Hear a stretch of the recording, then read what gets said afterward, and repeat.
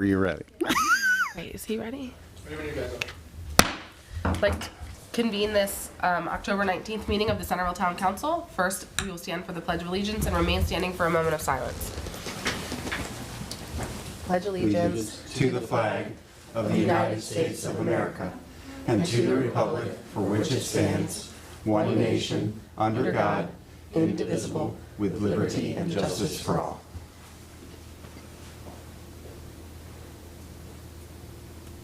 Okay. Thank you. Okay, so first we have review of minutes from past meetings, the October 5th, 2023 reorganization meeting. Make a motion to approve the minutes of the October 5th reorganization meeting. Do we have a second? Second. Do we have any discussion? I think you have one quick correction. Yeah, the seating of the new council member said I won't be here till November 2nd. Councilperson Keel would like it on the record that he will be here today, October 19th. I'm here today. Yeah, he is here. Yeah. All right, so with that one correction, That's fine. okay. Yes. All those in favor of approving the minutes as presented? Aye. Aye. Aye. Okay, I do not have the closed session statement, I'm realizing. From either time, 17th. from any time. Oh, yeah, you did. Sorry, one second. And Sharon's doing the one. Tonight's, okay, thank you, sorry. Okay, closed session announcement regarding a town council closed session, October 17th, 2023. The town council met in closed session on Tuesday, October 17th, 2023 at 7:02 p.m. via Zoom to discuss personnel in accordance with the Maryland Open Meetings Act. 5 members of the town council voted to close the session. The authority to close the session is found in section 3.305 of the general provisions article. The town council discussed the following topics. Personnel. We discussed the performance of a town employee. Actions taken. The council decided to terminate the contract of a town employee. The following members and staff were present. Ashley H. Kaiser, President, Eric B. Johnson, Vice President, Daniel B. Worth, Jim A. Beecham, and Jeff Keel, members, and Sharon Van Emberg, Town Attorney. The meeting adjourned at 8:16 p.m. And then we have another one for tonight.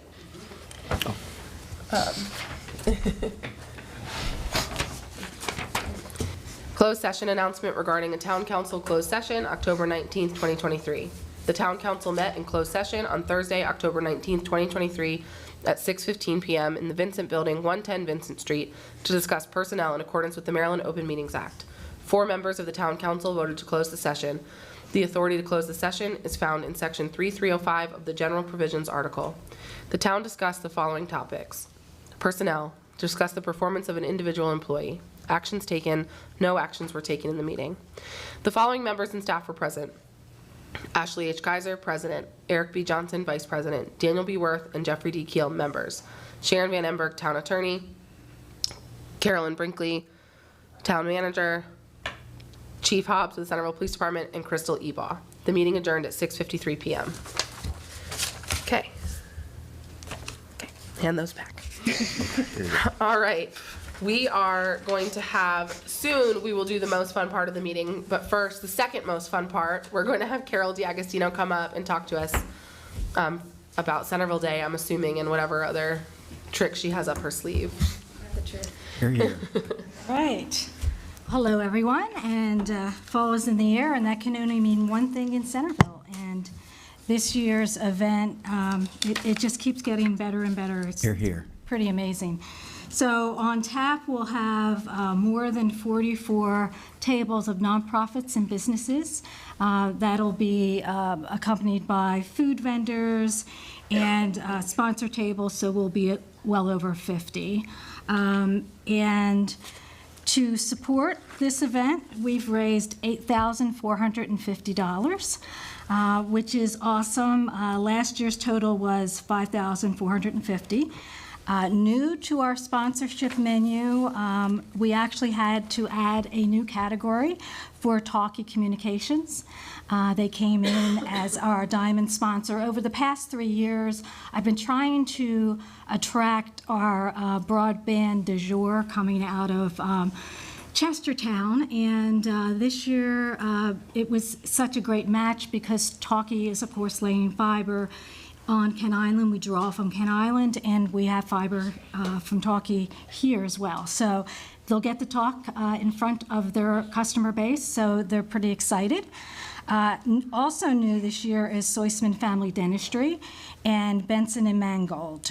So we essentially brought everyone back except one and added a few more folks. And we also have in addition to our media sponsor, this year we have a T-shirt sponsor. We have a T-shirt company called Tidewater Traditions here in Centreville, and they are going to supply our volunteers with volunteer shirts this year. Also at Centreville Day, we would not want to miss the opportunity to promote our single-use plastic bag ban to our residents every time that we can. We want to keep people abreast that this is going to be happening, and we like to do it in the form of information and let's give folks something free. So Main Street will have a table. We will be handing out reusable bags, and we also have an insert that we developed with Queen Anne's County Plastic Free to inform folks of, we're going to be doing a campaign, a Bring Your Own Bag campaign, and addressing the ban that way. So providing the specifics as well as information. And on tap, we're also going to be doing podcasts and some other informational videos, because when you want to try to get people to change behaviors, it's good to take a soft hand and also educate. So what am I going to do about my litter, and what am I going to do about whatever? So we'll provide some tangible information for them.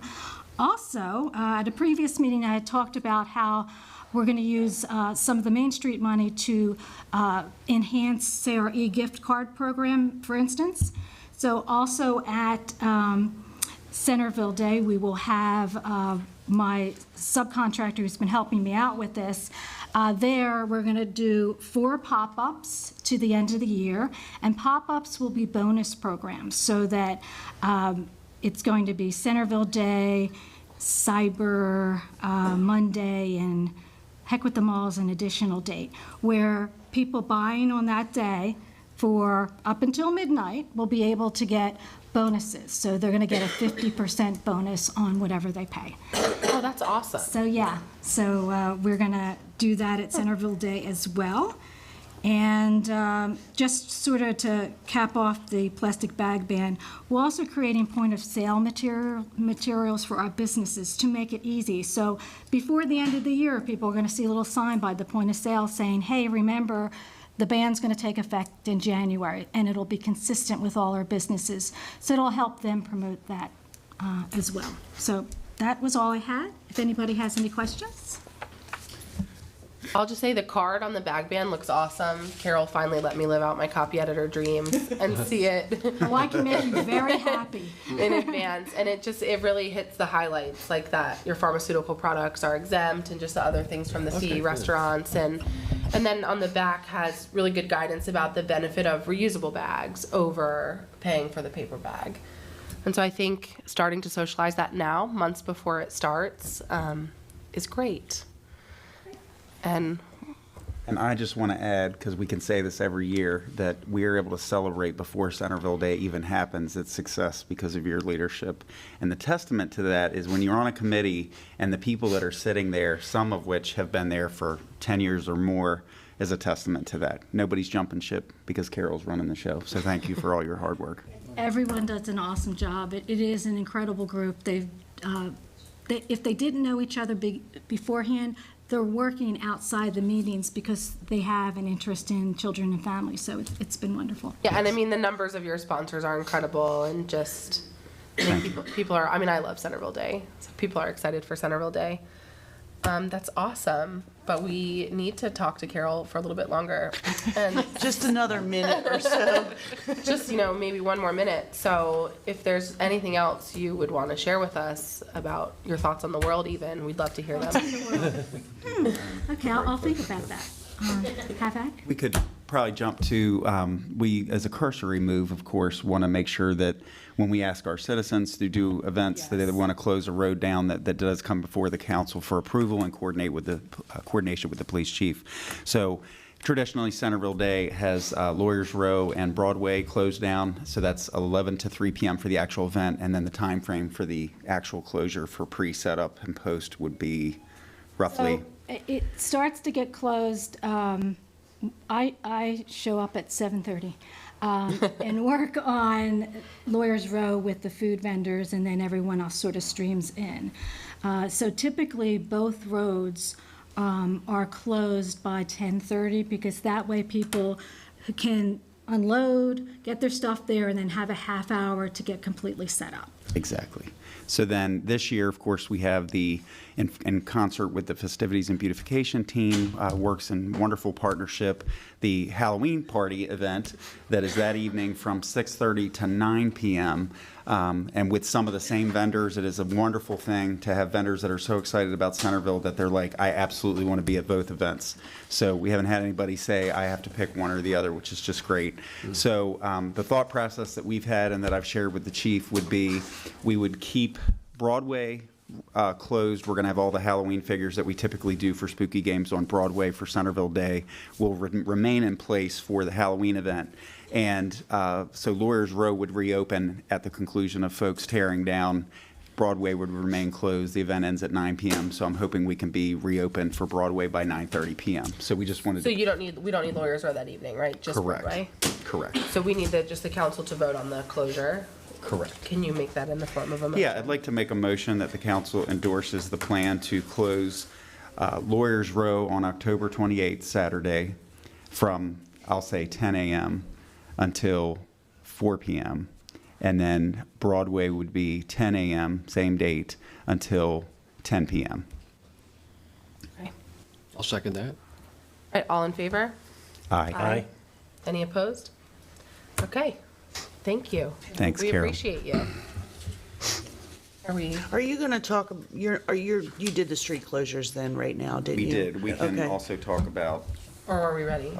We are ready, yes. Okay, so now, the fun part of the meeting. Yes. Now I can make some noise over here. We're so excited to have our fishing derby winners in the house. My child caught 0 fish, so incredibly impressed by those children that did catch fish. And Carolyn, do you have a list?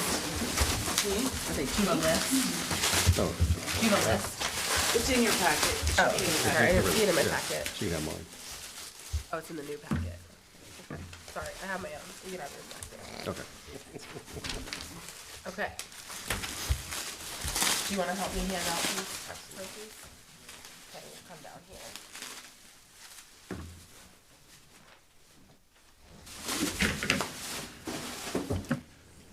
Here we go. There it is, yeah, that's it.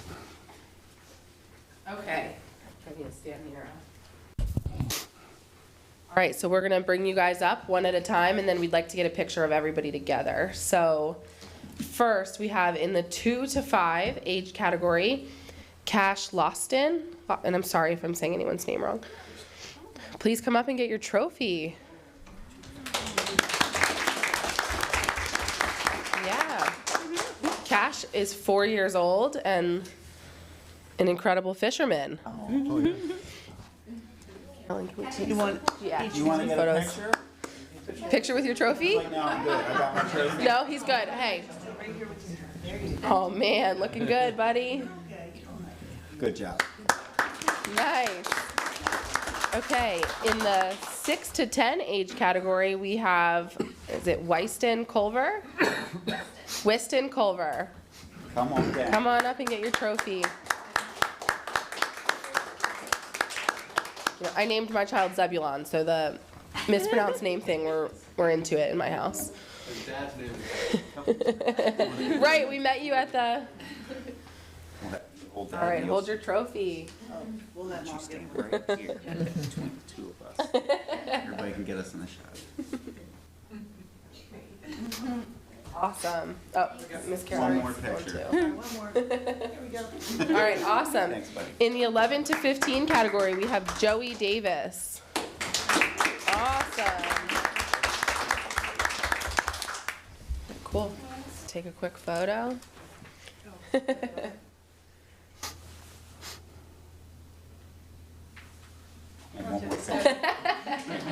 very good smiler, too. Awesome. Okay, and then we also award for the person who caught the first fish of the day, and we have Levi Helms. Not here, all right. Well, Levi caught the first fish, and that's all the praise he needed.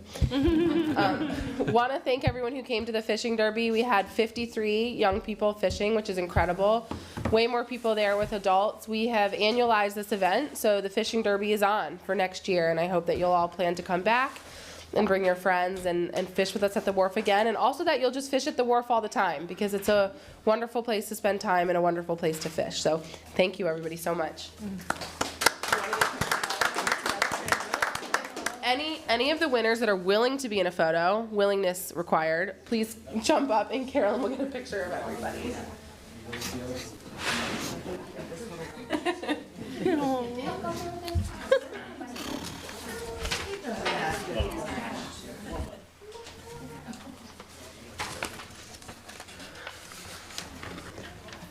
It's unfortunate.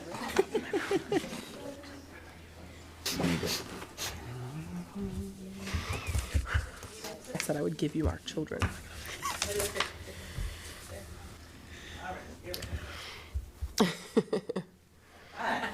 Awesome. Congratulations again. Okay. Next on our agenda is a citizens forum. Any citizens who wish to speak? Anyone? Jamie? No? Okay. Just thought I'd ask. You know, what fun is it to be in this seat if I don't?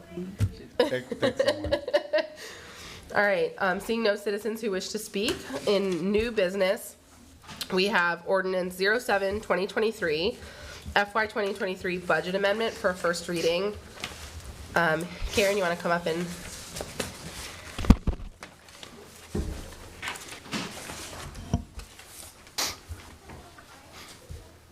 Hello, hello. I wanted to Hey. come and give you an idea of how the end of the year FY '23 went. Just give you some numbers and go through the small budget amendment required to keep us in GAAP principles for the fiscal year. So in the general fund revenue side, we actually took in 1.397 million more than we anticipated. And I'll say, you know, with COVID, I think we kind of still were reserved a little bit when we were given expectations for revenue. So local income tax was $404,000 more than we anticipated. We did a 1 to 2% increase. It ended up being like a 5 to 7%. So I guess it's showing that people are out spending again. HUR revenue came in over budget. They send multiple letters out each year to tell us how much the anticipated revenue is. It always goes up even after the budget's finished. Public utility tax came in a little bit higher based on the valuation increasing throughout the fiscal year. Grants, because we don't budget for them, essentially, we took in $248,000 for that. Interest received was $276,000. And so overall, the revenue was $1.165 million over what we had budgeted, based on those sorts of changes. On the enterprise fund side, we were in the red, $319,603. This was based on water and sewer, we received 93% of the expectation of billing. So, you know, my only thought was maybe people have gone back to work a little more. They were working at home and now they're not. They're trying to be privy on their consumption, you know, lowering that. Allocations were $24,000 under budget with slow real estate and not a lot of allocations to give. We never know how to work that. We did receive $160,000 in interest higher than we expected, so it ultimately put the overall revenue $43,000 under the budget. So the chart below just gives you a breakdown of the departments, who was under budget, who was over budget. I was just going to go over the over budget for the budget amendment unless you wanted me to go line by line. All right, so the Parks Department was over budget $39, and this was an increase in their contract services. Lawn maintenance, I think, was the main. Main Street was over $1,390. Her actual revenue side was actually took in like $9,000 more than we expected. So that, you know, cemetery, increasing the number of grave openings and contract services, hard one to budget because you don't know what's going to happen through the year. C21 sewer service, increase in the contract service cost. The big thing was the North Interceptor repair. C24 water, the big difference there was the increase in the electricity costs, and the farm was over 21,000, which was an increase in the equipment repair costs. So the ordinance is asking for a budget amendment of $3,774 in the general fund side and $283,230 in the enterprise fund side.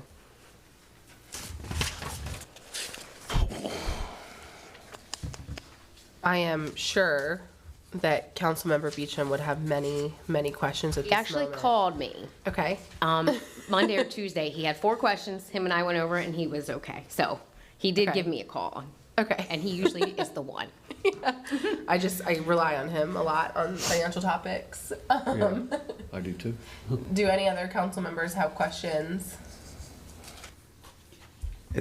For the police department, is that one unfilled position under budget? It was, some of his was salary, health insurance based on like turnover and processes where there, yeah. When we create the budget for staff, do we have a turnover? And I apologize for not remembering this. Like, do we budget for potential turnover or no? We just actual? Okay. Actual, and we like to do it, like if it's a vacancy, we like to do it at the highest. Right, no, just for in sure. case, Yeah. Yeah, just sometimes you budget for attrition, you Good to be know, conservative about that. 87% of We whatever. don't, if, you know, we certainly could if you wanted. No, I think better not to, Yeah. probably. Just in case. Yeah. Okay. Ultimately, in the background, you know, a due to, due from, and I had talked to Jim about this, can be done to account for the enterprise fund being under and the general being over. So the small budget amendment allows for that to happen. Okay. Any other questions? Okay, do we have, We have to have a public hearing on this. we have to have a public hearing on this? Okay. So that, based on we typically do 15 days. Okay. So advertisement, we have to advertise 15 days before. So it's not going to be until the November 16th meeting is when Okay. the public hearing will be. Perfect. And I will just tell you, I got the final draft statements today, so I hope to have them out to you guys middle of next week and submitted to the state before the end of next week. Okay, great. Thank you. Thanks, Karen. Okay. Next on our agenda was the street closures, which we already dispensed with. The next item is holiday expenses and the reallocation from fireworks, which is something that we addressed during budget season. But now I think Council Vice President Johnson has a request. Yeah, so a little more specificity this evening and looking for council's approval on this. We have $5,000 allocated, and we're looking for this evening is a no greater than $1,000 allocation toward the Halloween event the evening of the 28th, and no greater than $4,000 to be spent on a combination of December holiday activities and or decorations. We'll have a more specific budget as we move into these events. But in the meantime, the additional caveat would just be that we felt it was appropriate that Carol and I work together as a Main Street Program Manager. She and I can make sure that the other events that the town has committed up to this point are being sufficiently funded. And if we need to kind of work together on that, that would be the commitment. So. Yeah, so for me, I love town events. And when we shifted the fireworks money to be more for holidays, I'm open to whatever comes forward. For me, and you and I have talked about this, is wanting just to make sure that there is oversight. So if the town purchases something, the town owns that something, Yes. like the menorah or whatever it is. And so we already purchased the menorah out of that money. Just make sure that we're keeping track of the holiday money as holiday money. And my preference would be that the town pay for things. So I know you and I discussed for the Halloween event, just because I want to set a good precedence. So if we need to pay for things, The town pays it. that it would be no greater than $1,000, but you would just bring the invoice in and the town would pay the vendor directly. If that were, I think that's just cleaner for audit purposes. I like it. I like it. Oh, so you would actually make the purchase, not the town would not make the purchase? No, I want the town to make the purchase. Yes. Oh, okay. I'm saying whoever's running an event. So if someone else comes to us and says, for Christmas, we want to do X, Y, Z, Right. we would require that of them. So I think that we would require that of anyone. And I'm just making this up, right? If the Halloween event needs a DJ or a musician, that we would at least have a backup for that payment. Whether that payment goes to Creed or Mitchell Community Foundation or whomever, and then to that person, but just that we would know what it was for, would be Yes. my request. Absolutely. Just so as we move into out years, we figure out what are holidays costing us overall, or festivities in general, or do we tuck this under Main Street in the future? Or just more information is better, in my opinion. I absolutely agree. Makes sense. So do you want to make your Halloween request in the form of a motion? And I would like to request we table Christmas until we get there. Yes. I'd like to make a motion that we allocate no greater than $1,000 to fund toward the Halloween event on the evening of Saturday, October 28th, and that will be done in concert with the Main Street program. Do we have a second? I'll second that. Okay, all in favor? Aye. Aye. Okay, awesome. I'm pumped for Halloween. Yeah, it's going to be good. Cool. Okay. Next, we have a memo from Public Works about the SCADA system upgrades. And so we have our Acting Director of Public Works, Gary Phillips, and I just want to first, I think on behalf of everyone, say thank you for acting in this role. Public Works is such an important function to the town, and I've heard nothing but good things about the way you're leading your team, and just can't thank you enough for being willing to step up when the town needed you. And Hear, hear. so, Thank you. Thank you. go for it with this memo. So this is my first time. I'm a little shaky already. So, You're but going to be great. we're looking for requesting funding for the SCADA system. It's very outdated. It's 2004 technology. It's just not. So there's no more updates for the program. We are at the end of it. It's just the reason we're replacing it is we finally got internet out there. We're kind of ready to start. It's the building block to start getting bigger and better things and all that. We're looking to pay through ARPA. The total is $45,740, and that includes 5 days of setup. They say it could take 1 to 5 days. We just made it the worst case scenario in case. It's just there's many parts to it, and it's outdated. It was put in 2004. Yeah. So when I toured the water wastewater treatment facility, there was a computer that thought it was like 2001 or something. This has bothered me for over 2 years. That's the computer. This system will change that. Yes. We'll know what day it is. You will never see it again. I'm in. All in favor? I mean, that to me was just like, I had told Kip at that moment, I'm like, just go to Annapolis with a picture of that computer and get it into all their brains. Because it would drive me nuts. Yeah, And that we it's- would be able to get the funding for our plant. So this is the same vendor then? It's just an upgrade to the Yes, same correct. system? Oh, Yes. okay. And it's pretty much like plug and play. The software can be Everything- translated over and, Everything's going to be translated over. It's the same Okay. company. It's just a new, bigger and better version. okay. All right. You may not know this, but is there a shelf life on the replacement? Is it, we can assume it's going to be good for a decade or two, or? I do not, but I can look into that and get back to you. Thank you. And then I guess this has a favorable recommendation in terms of ARPA from our finance manager. Absolutely, we need to discuss ARPA at some point. Yes. So, At some point soon, I think. yes, absolutely. Thank you, Karen. Okay. Do we have a motion? I'll make that motion. I make a motion to approve the purchase of the WellTech Cicada system. Cicada? I probably I said don't that know. wrong. We're all saying it different. SCADA System. SCADA system at a cost not to exceed $45,470 to be paid for through ARPA funds. I'll Do we have a second that. Okay. All in favor? Aye. Aye. All right. Well, you did great. You got you. it done. I would like to be invited to see the date on the computer. You're more than welcome to. I'll give you a call Just when it clear gets my put in. brain, get a new image in there. We'll Would do a be ribbon great. cutting. Awesome. Thank you, guys. Yes, thank you. Thanks for your service. Okay, next we have a series of board and commission appointments, and some of these we've had for too long, in my opinion, and it's totally probably my fault mostly, but we do have a bunch of volunteers, 4 wonderful volunteers for 3 different boards or commissions in town.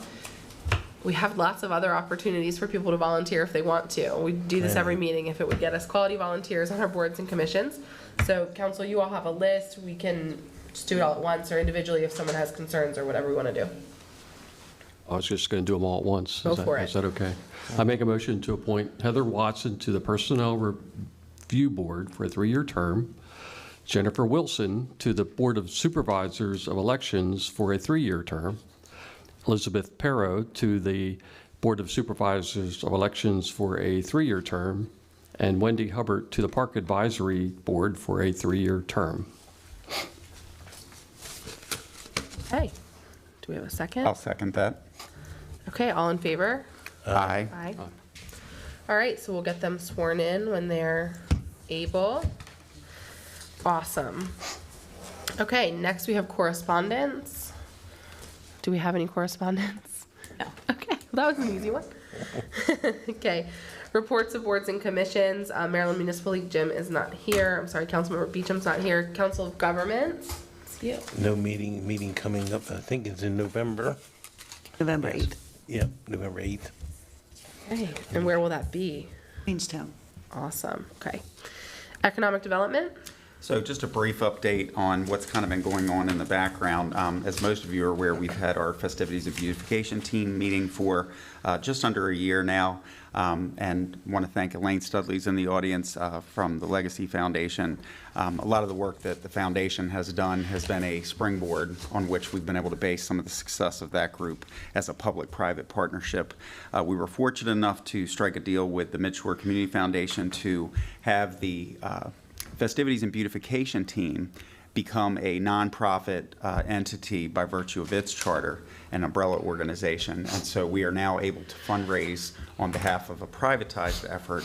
And so if there were a grant that the town would not be eligible to apply for as a government entity, we could apply as maybe a primary. It would all be done, of course, in coordination with an approval of the council if we ever did such a thing. But just as an example of the potential.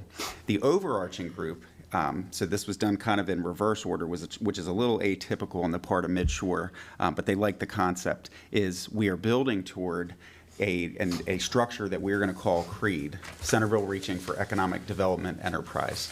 And CREED, and I'm a military guy, so we love our acronyms. It'll be something easier to remember than that mouthful. But CREED will be coming together over the next several months, and we will be looking for business leaders, community leaders, interested citizens that would like to be involved. And again, this would function not unlike the public-private partnership and the good relationship that we've been able to build with Festivities and Beautifications and organizations like the Parks Advisory Board. So lots more to come on that, but just wanted to give the good news that we are able to now raise money officially and give tax-deductible receipt notifications to folks that want to help fund new town decorations for the holidays. So really excited about that, and that's what I have. Awesome.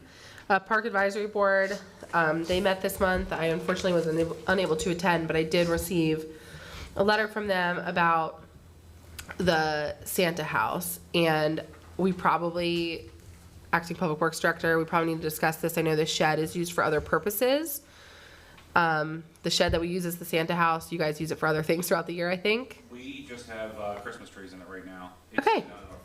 Okay, cool.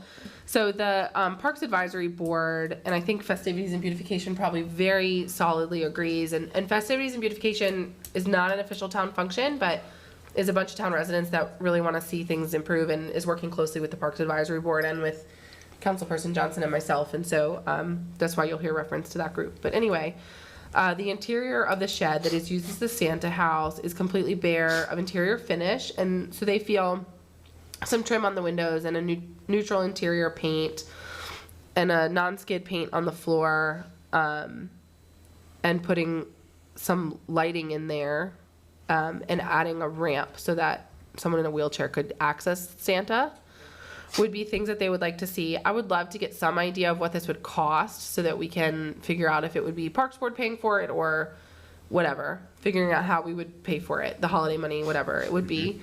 And then they include in their letter a suggestion to the Beautification and Festivities Committee to maybe raise funds to purchase a Santa chair and additional lights or decorations. So I think lots of things to talk about, but I would love to know from Public Works, not a ton of time spent on this, but what would it take to make the shed less what it is and more a place for Santa to hang out. And so the Parks Board does have that request, and I do want to say, Priscilla, a member of the Parks Board, she brought this up to me in my very first Parks Board meeting a year ago, and it said, just come to us with a recommendation, and so I'm really glad to see that happened. So that is what I have from Parks, but I was under the impression that you guys use that shed when there were big projects going on for inspections, and maybe it's just because we have no allocation and there's like nothing going on, but we want to make sure that the shed is still usable, so it doesn't need to look like totally Santa, but it just, you know, you get what I'm Spruce saying. it up. Cool. All right, Planning Commission. Let's see, I was unable to attend the meeting last night, but I talked to the chair, Kara Voigt, and we need to get working on the revisions to the comp plan. Okay, so I arranged with her to have they're going to schedule a work session to work on that November 1st. I think it would be a good idea if we discussed first what we might want them to do. It'd be less confusing, I think, if Yeah. otherwise it relies on whoever happens to show up at the planning commission meeting, which you're all welcome to attend. So we don't have a meeting between now and then? No, I was thinking we could have a work session. We could have a work session between Next now. I'm Thursday, thinking maybe? I don't even have my copy with me. Yeah, it would be like October 26th would be a possible, that'd be, I could join a work session via Zoom on the 26th. okay. Do you want to do it at our usual time or have it earlier in the evening? I don't know what staff members need to be present for that. I don't either. Can we we figure could- this out we via can figure email it and out then get later. it on the town calendar? Okay, perfect. Yeah, let's figure that one out. But yes, we do need to start working on that. Right, because we have I guess we hired a planner, right? A contract planner, yes. Contract planner, find out when she is available, right? Would you like me to find out if she's available for October 26th? Yes, that'd be great. Yes. We might have to do it with that. And I can't make it. It'd be convenient to have her there, I'll but be in Virginia. I think it's necessary that we talk about it either way, so. Yeah, I agree. Just so we Okay. don't want to go in and have this be comp plan by committee, really. Just Right. Figure it out. Okay. Okay. Awesome. All right. Reports of department heads, town manager. Don't really have anything tonight to report, but I can really quick report on a clerk-ish item that I was going to bring up when we were talking about the street closures. So the council has talked about special event permits, that kind of stuff. So we do have a little committee of town staff that have been working on a special events permit form and procedures. So our hope is to, maybe not the first meeting in November, but probably the second meeting in November, present the procedures, the form to the council for your consideration, feedback, So I just wanted to make sure I passed that. Awesome. Music to our ears. Yes, really appreciate that update, and also just thank you for stepping up. We did not appreciate we did not expect a thorough town manager report this evening. I did. So thank you. We will, Councilman King. in future meetings, defer to what we had put in council rules and what we did before, which is call only on the town manager and ask them to call on other department heads. But given just everything and the week that we've had, Chief of Police, do you have anything? We'll defer until our next session because I'll probably have a little bit more information to present to you based on earlier discussions we had this evening, but I will refrain from anything this evening. Okay, great. Thanks. Thank you. Town attorney? Nothing. Okay. Finance officer? Yep. You have one thing? Sure. Sorry. No, you're fine. I just wanted to throw out there that the encumbered for ARPA requirement is December 1st of 2024. I know that's still a ways away, but with the fact that the farm not needing to be purchased, we may want to meet. So I'll be working on an ARPA update to try to get out to you guys next week so you can kind of see where we're at, and maybe department heads could come up with some list of things that would possibly be able to use for. That's it. Okay, great. No, appreciate that reminder, that regular reminder. Director of Public Works? No update. Okay, great. Human Resources Manager, I know we have a memo from you. Yes. I apologize it wasn't in the packet. It was a discussion we had earlier. I spent too much time in town hall this week, and therefore there are more memos. So I just wanted to share with the rest of the council that, I'm asking for approval to reclassify the code enforcement officer position from a 1099 contractor to a W-2 permanent part-time employee. Reason being, the current candidate that we had selected we just had a lot of issues, which is first time for me, obtaining a liability insurance, which is a requirement for when we go through workers' compensation insurance audits, that all of the contractors possess a liability insurance certificate. As an independent contractor, they are at least required to have a general liability. The cost, it sounds like, has increased because our previous code enforcement officer only had to pay about $250. The quote that was provided to us was about $490, which, calculating it, if they were under our workers' comp insurance, it was maybe a $150 difference. It would be an annual fee, but also because of the importance of this position that has been previously stated several times, I felt that it was probably a good idea to make this position a permanent part-time, which ensures that the position would get workers' compensation coverage through the town, and we would still keep the proposed classification at 10 hours per week, with a maximum annual hours not to exceed 490 hours in a fiscal year, and keep the pay rate at the $25 an hour for that position. I did put in the memo just some information regarding what benefits they would be eligible for. Again, it was the workers' compensation, wages, payroll taxes, by reclassifying them into a W-2 position. Any other statutory benefits with state law, minimum wage, paid sick leave, those might fall under for that position.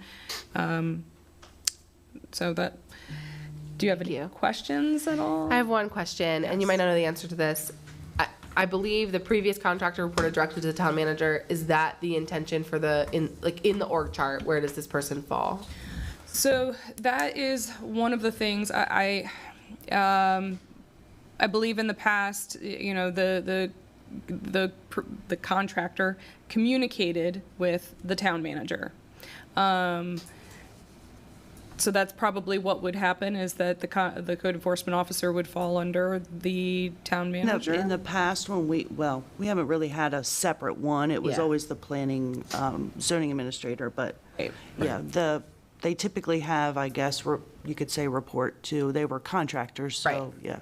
Yeah, so they're reporting to the zoning administrator, which is the town manager. Which is the town manager. Right, Yeah. so, right. So, and I didn't know if I needed to also mention too, that we're just requesting to, reallocate those funds that we have currently in contract services over into salaries as I mean, code enforcement. I support it. I think it makes sense. I think $500 is a lot to ask a person to lay out for a contract, very minimal hour position. What if 2 weeks later we were like, never mind? And they have this general liability policy. Also, and I have shared this a couple times, I don't think this was classed correctly from the beginning, because we have to be able, the town manager, has to be able to tell the code enforcement where to be and when, at least sometimes. And so I could not possibly be more supportive of reclassing this and hopefully getting someone in the role, and hopefully getting the person you already had identified in the role, frankly, so that you don't even have to research on this one. hope so. So, do we have a motion on this? I'll make a motion to approve the reclassification of the code enforcement officer position from a 1099 to a W-2 employee. I'll second that. Okay, I've just done all these on voice votes. Do you think for this one we need a roll call? Because no, just voice votes? Okay. All those in favor? Aye. Aye. All right. Thank you. Thank you, Chris. Okay, I've lost my agenda. Town clerk. Nothing to report. Okay. And I want to thank you also for stepping up when we needed you, and just all the town staff for all that you do always. Now we will go into our second citizens forum, where I will offer Jamie another opportunity to take 3 minutes. No, we do actually have more citizens in the room. If anyone wishes to speak, you wish to speak? All right. Somebody. Please state your name, even though we all know exactly who you My are. name is and then- Elaine Studley, and I live a block that way, 201 South Liberty. I would like to reopen a photography business that I closed when I came here. And one of the requirements of that photography business is fiber optic. Now, when I came here, I made the call at the time that because Chestertown was implementing it and they were so successful, and because Easton was implementing it and they were so successful, that we couldn't be far behind. And I know that was controversial when it came in, and the company had difficulty trying to secure permits at the time. That was 4 years ago. The bottom line for me is that when I run my business, essentially I was in Washington. I wouldn't be there. I'd be doing it out here. I would come home and upload 1,000 images in a night, and I would do it in about an hour. And given fiber optic speeds, that's about how long it would take, an hour. Out here, it takes almost 24. And the reason it takes 24 is breeze lines, service sucks. But also because at that speed, the probability of an image breaking down and having to be resubmitted is very, very high. So I wake up the next morning and I find damaged images and I have to do it again. There's no way I could keep a client base happy. That business sustained a family for 20 years. It sent my children to college and graduate school on my own.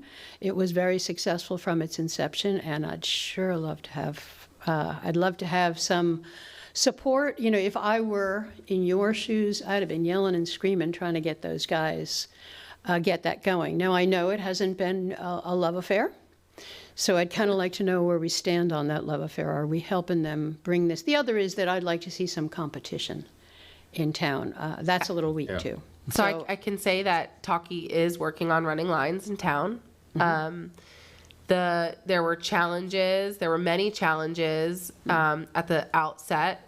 As you know, the town owns no easement in front of your house that gets us to where we can let someone run the fiber optic, and the state, this seemed like it was a shock to Talkie, although not to me, does not want them to drill into State Road 213. So challenges with just getting the permissions that they needed. And I appreciate that Talkie supports our events. I appreciate that Talkie's trying to get fiber optic to town. Twice in the limited amount of time that they have been boring in the town of Centreville, they have caused critical damage to our water and wastewater treatment systems. And so, not a love affair, no. Will I buy their services when they finally get it figured out? Probably. And so, you know, we all want fiber optic in town, but I think if I had to choose between drinking water and fiber optic, I'm going to go water every time. So working on it, the town and the town staff have been super willing to work with Talkie. Good. I personally have offered to meet with Talkie numerous times. They have never once taken me up on that. Yeah, And so they had a horrible experience coming in here. They've had some problems with mapping on streets, not knowing what they were hit. And then, of course, when they run into a problem, I was involved with this when I went into New York. And inevitably, that push me, pull me is inevitable. And sometimes it's, well, how come you didn't read the map? Well, the map didn't have it on it. And we have an aging system, and we have our own challenges, and I think everyone is willing to work together to serve the residents. Well, that's a big improvement and also a big change. They were given a hard time when I called them up, and I know their mother. I told them I was going to call their mother if they didn't get this in, and that was 5 years ago. I'm going to call their mother again and just see if maybe they're going to get that through. I would love to see them pushed on this. They're literally a block away from me, and I'd be wildly disappointed if it took another year. But I also believe on 213 that's possible, isn't it? Is it possible it could be a whole nother year before I see this?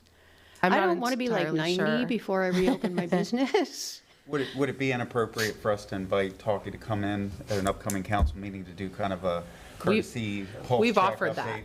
that. again. We've offered that. so They we can haven't had a offer- good experience. I actually followed them through the whole process with Chestertown, and it's not easy to work with these small towns. These guys are not from here, and When a they- lot of the challenges in Chestertown, and I only know this from personal experience from property there, same thing as here. They needed easements from every individual Yeah. owner along the main thoroughfares in Yes. Chestertown, and that's tough to get. Yeah. There's a lot of legacy ownership of buildings, both here and there. Yeah. Where the owner of it might be significantly elderly and it's other family members involved. There's just a lot of challenges. Yeah.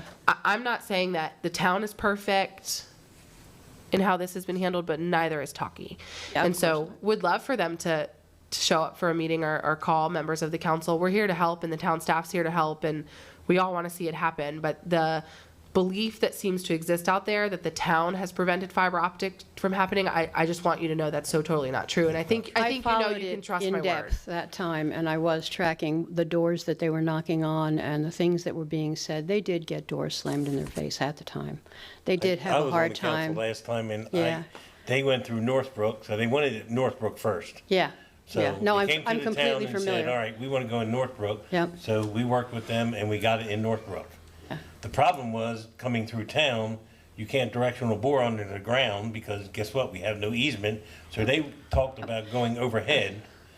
And to go overhead, you had to get the approval from Delmarva Power to put it on utility poles. No, I'm which intimately familiar with the whole process. I don't know what happened there Yeah. because I know it broke down somewhere there. Also, it has expenses, and they have to change how the Yes. poles are arranged. They actually have to Yes. rearrange the entire pole and to be able to, there's a lot of there's no Yes. question this is complicated. And I don't think it's completely the town's fault. Yeah, why no, fiber by no optic is means. not in town. But Well, if you it's could call just a their hard mom and process. ask them if they Yeah. want to I'm come gonna to a call their council moms. meeting, Okay, we'd love do to have that. them. What I would like to say is that I would love to see our economic development see this as a high priority. Yes. Because it does influence, I know another business, and it's a well-known business that's looking at this and probably can't function here also. So I would really love to see this as a potential I'd love to see our economic development jump-started, and I would love to see fiber be a priority. I know. Thank you. Thank you. Thank you. I'll call them Appreciate you. Awesome. Any other citizens that wish to speak? Okay, council roundtable. Councilmember Keel. I have nothing. Getting prepared to jump back in. That's all I can say. Welcome back. Look, I jumped in feet first, right in the first week. We're glad that you're here. Yes. Here, here. Councilmember Worth.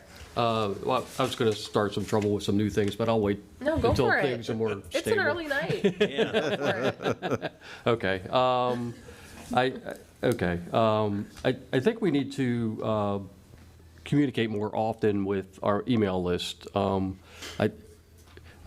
on the county's email list, and I get updates at least twice a week. You know, every meeting that they have, you know, the agenda, they don't attach the agenda, they just have you go to their website and get their agenda.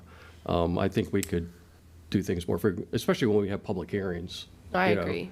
I mean, relying on the newspaper is just not working. I mean, people Right. do not read the newspapers. Right? I'm So- somehow not on the town's email list. So I get them in my husband's email, but it'd be great to get my own copy. while we're just talking about the town's email list. But I agree. I think there's more that we could do. I think that it is some staff time, but I think we can sort of figure out a cadence. I think Carol, the rat card that was created to put in the bag, like that's like a perfect town email blast content wise too. Right, And so just thinking through things that we can do. yeah. I agree. Okay, and then I can't remember where I read this, but I saw a list of approved cannabis dispensaries, and not approved, but they've allocated certain numbers of dispensaries, and they're allowing one in Queen Anne's County. Okay, you don't know where it's going to go because people have to bid on it. Okay, but if someone were to come to Centreville again, you know, I don't know if our regulations are in place to be able to do that. I think our dispensary code just mentions medical cannabis, and you know now it's recreational. There's Right, some- and I had a question about that actually, and Sharon, they're selling recreational there now. Yes. That's cool?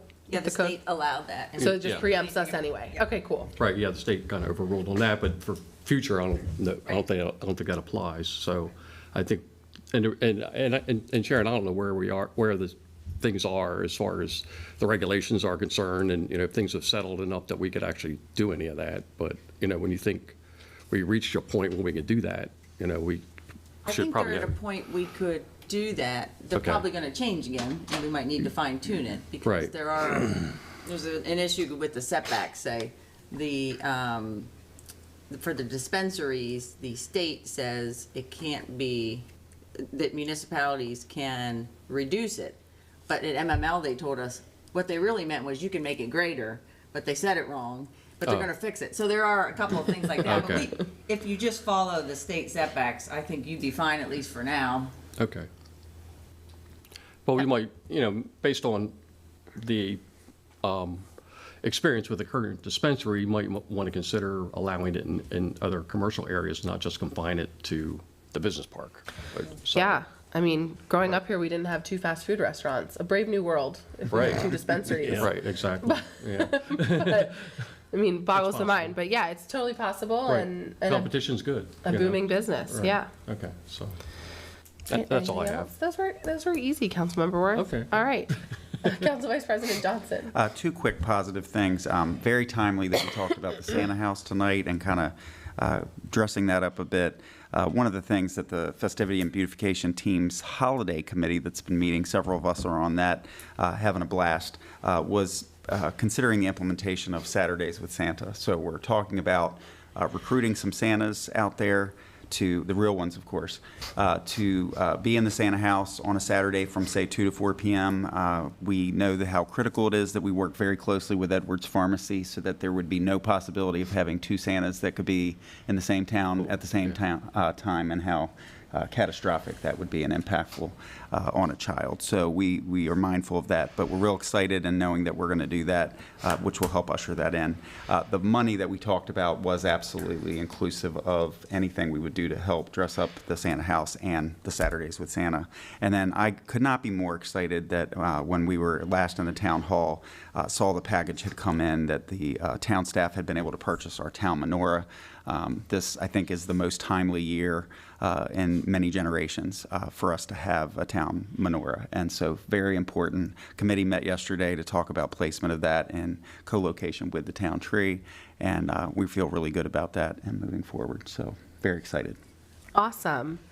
And I'll just say, and I've said this a couple times, but I just really want to thank the town staff, those of you that are here, but also your teams, and just for your professionalism and the good work that you do on behalf of the town. And not to make a big deal of things, but, you know, anyone that can see we've had some changes in the town this week, and it's been a hard week, I think, for all of us, and just really appreciate the way everyone has conducted themselves in a truly professional and wonderful manner. And I feel very blessed to get to work with you all the little bit that I do. So thank you. That's all I've got. Do we have a motion to adjourn? Motion to adjourn. Second.